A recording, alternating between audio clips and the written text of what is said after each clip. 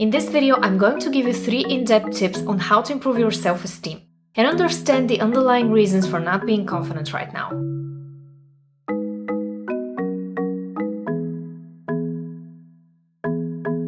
What's up everyone, welcome back to my channel. And if you're new here, welcome. I'm Coach Simona. I make weekly videos on how to simplify your life and become the person you aspire to be. So if you're interested in personal development, hit the big subscribe button below and the bell next to it to get notified every time I upload a new video. Now let's jump right into the video. Alright guys, before we jump into my tips on how to improve your self-esteem, I want to start with this video by addressing something very important, and that is, what is true confidence? Having healthy self-esteem has nothing to do with being narcissistic or self-absorbed. In fact, it's exactly the opposite. When you have confidence, you don't need other people's approval or attention. You understand what you bring to the table, and you believe that no matter what happens, you're gonna be okay. Now let's start with the first and most obvious tip on how to become more confident. Take care of yourself. There are 3 major ways you can take care of yourself: physically, mentally, and spiritually. I think they're equally important, but many people focus on the first one, so let's start with that. Taking care of yourself physically means caring for your body, eating healthy, exercising, having enough sleep, wearing clothes that suit you, being elegant and presentable, grooming yourself, and doing your hair and makeup if you're into this sort of thing. I'm gonna make a separate video on grooming and styling tips for ladies, so let me know in the comments below if you have any specific points that you want me to cover in this video. Taking care of yourself physically comes down to 3 important things: being kind to your body, knowing what suits you best, and always looking presentable. Now let's start with the first one, being kind to your body.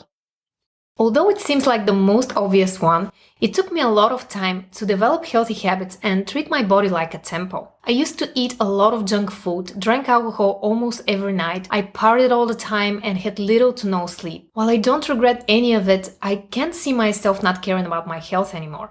Now that I'm in my 30s, I realized that having a good night's sleep, a healthy skincare routine, balanced diet, and exercise are just my top priorities. Once I've done all of these things, I get to do the fun stuff: makeup, jewelry, personal style, and my personal favorite, perfumes.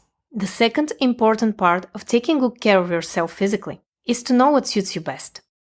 I think every person has a unique body shape, bone structure, and there are lots of videos on color theory and styling, so I'm not gonna get into it in this video. But for now, let's say that you need to invest time in yourself and understand what type of clothes suit you best, what makeup, jewelry, and accessories you should wear, etc. And the third part about taking good care of yourself physically is always being presentable.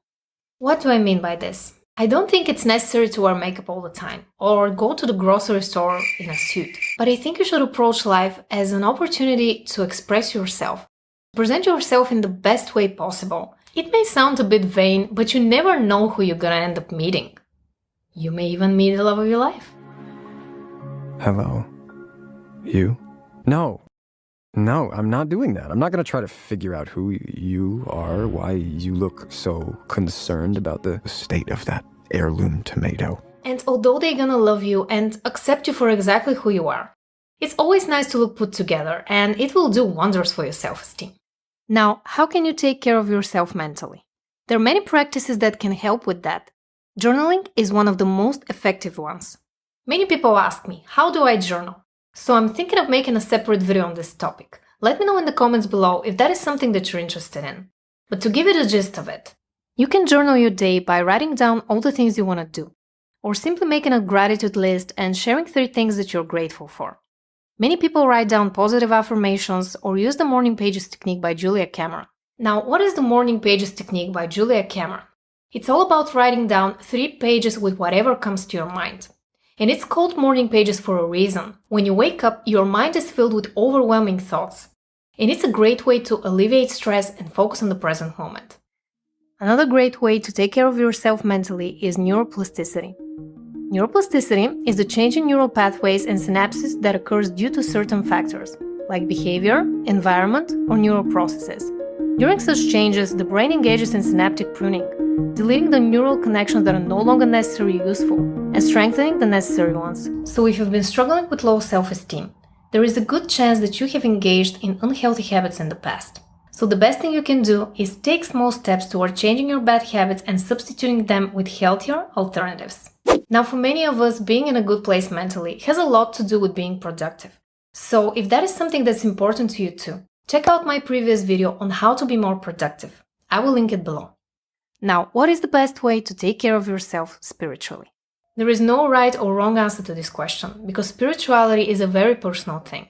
Some people believe in God, other people believe in the law of attraction, and there are many people who only believe in themselves. What's important here is to find out a practice that works for you. Spirituality is all about connecting with that deeper part of yourself that knows that we're all here on this earth to do something bigger than just eat, sleep, and repeat. Spirituality gives you a chance to zoom out and look at the bigger picture, how your actions impact others, and how we're all connected for a greater good. There are many spiritual practices that you can try out for yourself and see what suits you best, but I'm going to recommend to you only one today: meditation. Meditation will help you get one step higher and look at yourself from a bird's-eye perspective.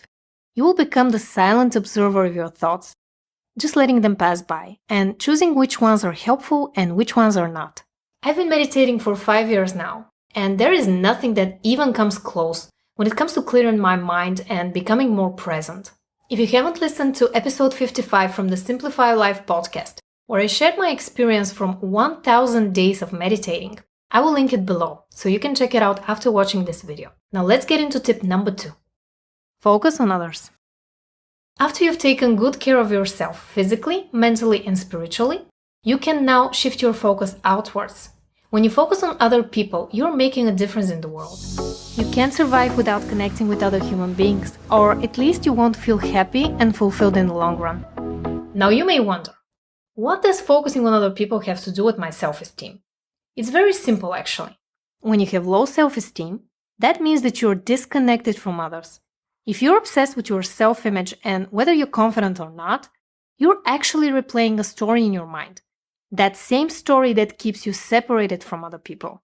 You may have experienced trauma in your past. I understand, I've been there.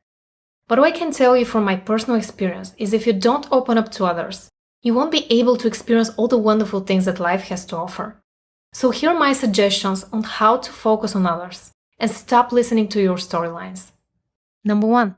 Smile more. If you're used to being grumpy or negative about your life, I challenge you to smile even if you don't feel like it. Here's what you can do. Get in front of the mirror, look at yourself, and smile for 15 seconds. I promise it works and it will definitely improve your mood. The truth is, you can trick your brain into thinking that you're happy by smiling. Changing your posture can do wonders for your mood and self-esteem, and it can also attract others. When you're open and in a good mood, other people will gravitate towards you and you will have better conversations. Now, what is my second tip when it comes to focusing on others? Be kind and generous. For this one, I want you to focus on other people's needs. What are they struggling with? How can you help them? Is there a charity that you're passionate about and you want to support? Here's the difference between a confident person and a person with huge ego. A confident person will elevate themselves and elevate others in the process, while the person with a huge ego will only think about their own gains. Confident people don't need to be flashy about the kind gestures they do. They do them because they want to. Generosity is an attribute to the strong. And that leads me to my third tip on how to focus on others. Genuinely care about making a difference. Let's say you've already established great relationships and you're kind and generous. Now, what can you do? Let's zoom out and look at the bigger picture. How can you change the world? What can you do to improve the life of the next generations to come? Is there something in you that wants to do bigger, braver things in this lifetime? And here's today's tweetable. Confidence doesn't come from sitting on the couch and thinking. It comes from putting yourself out there and doing. So instead of focusing on yourself and your endless storylines, focus on others and how you can bring more value to the world. Now, before we get into my last tip on how to improve your self-esteem, I want to hear from you. Since changing the world begins with self-improvement, my question of the day is, what little thing can you do to improve your life today? Share in the comments below. Now let's get into my last tip on how to become more confident. Understand that you are enough. Some of you probably saw that one coming. But if you take just one thing from this video, please let it be this. You are enough as you are. You don't need to do anything to deserve love, attention, or affection. And all the achievements and all the gold stars in the world won't make you more confident.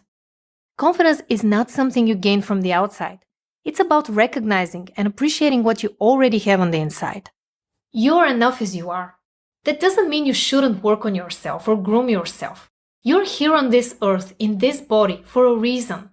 You're here to explore all the possibilities and live your life the best way that you can. And you can also work on the collective consciousness by improving yourself and becoming more self-aware. Personal development has nothing to do with not feeling enough. It's all about improving your self-awareness and working on becoming a better person.